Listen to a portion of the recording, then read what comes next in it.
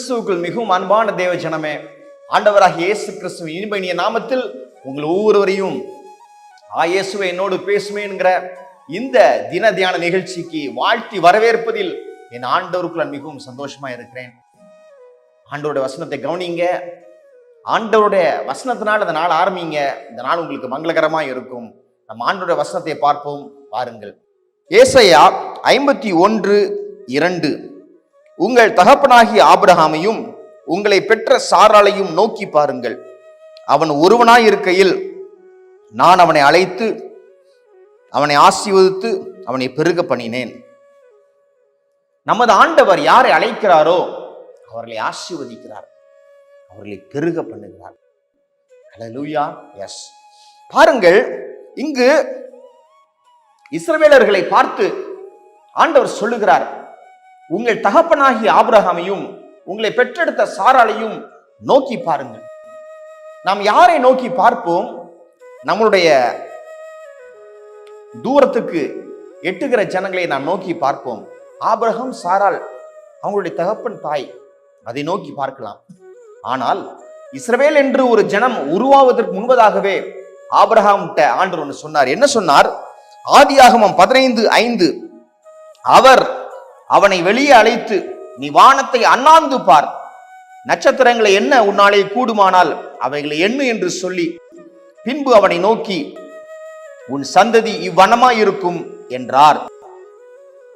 ஆண்டவர் ஆபிரகாம்கிட்ட சொல்றாரு, நீ நட்சத்திரங்களை அண்ணாந்து பார். நாம் யாரை அண்ணாந்து பார்ப்போம்? நம்மளோட தூரமா இருக்கிற காரியங்களை, ஹல்லேலூயா, நமக்கு எட்டாத காரியங்களை நம்ம அண்ணாந்து பார்ப்போம். ஆபிரகாமுக்கு ஒரு குழந்தை பாக்கியம் கூட இல்லாம இருந்தது. அப்பொழுது ஆண்டவர் சொல்றாரு, உனக்கு எட்டாத ஒரு காரியத்தை நீ அண்ணாந்து பார் என்று சொல்றாரு. அண்ணாந்து பார்க்கும் பொழுது நட்சத்திரங்களை பார்க்கிறாரு. இவைகளை என்ன உன்னால் கூடுமா? முடியாது ஆண்டவரே.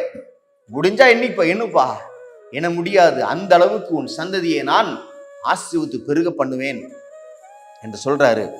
ஒரு மனிதனை ஆண்டவர் அழைக்கும் பொழுது, ஆபிரகாமை கூடாரத்திலிருந்து ஆண்டவர் வெளியே வர சொல்லி, உன்னை இப்படி ஆசீர்வதிக்க போறேன், பெருக பண்ணுவேன் என்று சொன்னார். பாருங்கள், 2 நாளாகமம் 6:4 சொல்லுகிறது, அவன் சொன்னது, இஸ்ரவேலின் தேவனாகிய கர்த்தருக்கு ஸ்தோத்திரம், அவர் என் தகப்பனாகிய தாவீதுக்கு தம்முடைய வாக்கினால் சொன்னதை தம்முடைய கரத்தினால் நிறைவேற்றினார். ஹல்லேலூயா.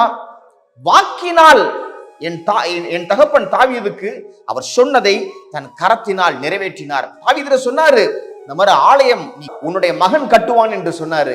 அதே மாதிரி தாவீதுடைய குமாரன் சாலமோன் ஆலயத்தை கட்டி சொல்றாரு, என் தகப்பனுக்கு ஆண்டவர் வாயினால் வாக்குரைத்ததை தன் கரத்தினால் நிறைவேற்றினார். உங்களுக்கு ஒரு வாயினால நிறைய சொல்லியிருக்கிறாரு.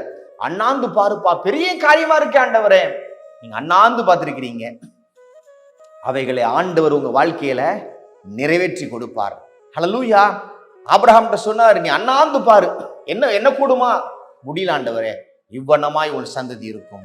இஸ்ரவேலர்கிட்ட சொல்றாரு, உன் தகப்பனையும் உன் தாயையும் ஆபிரகாமையும் சாராளையும் நோக்கி பாருங்க. எஸ், உங்களுக்கு ஆண்டவர் வாக்கு கொடுத்து உங்களுக்கு காரியம் நடந்த பின்பதாக ஆண்டவர் சொல்லுவாரு, நீ நோக்கி பார், நான் உனக்கு செஞ்சிருக்கிறத நோக்கி பார் என்று சொல்லுவார். ஹல்லேலூயா. ஆண்டவரால முடியாதது ஒன்றுமில்லை. நீங்க அண்ணாந்து பார்க்கிற காரியங்களை உங்க கண்களினால் நீங்க நோக்கி பார்க்க ஆண்டவர் செய்வாரு. உங்களால இதை எட்டி பிடிக்க முடியல நினைச்சு கொண்டிருக்கிறீங்க, ஆண்டவர் அவைகளை நீங்க பெற்றுக்கொள்ளும்படி செய்வார். ஹல்லேலூயா. அப்போஸ்தலர் நடவடிக்கைகள் 9:15-16 நாம் பார்க்கிறோம், அப்போஸ்தலனாகிய பவுல் தெரிந்து கொள்ளப்பட்ட பாத்திரமாயிருந்தார். Chosen vessel. ஆண்டவர் உங்களை பார்த்து சொல்றாரு, நீங்க என்னால் தெரிந்து கொள்ளப்பட்ட பாத்திரமாய் இருக்கிறீங்க.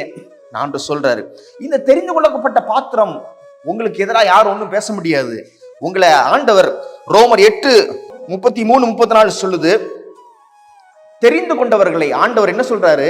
உங்க மேல யாரும் குற்றம் சாட்ட முடியாது. ஆமா, தேவன் உங்களை நீதிமான்களாய் மாற்றி இருக்கிறார்.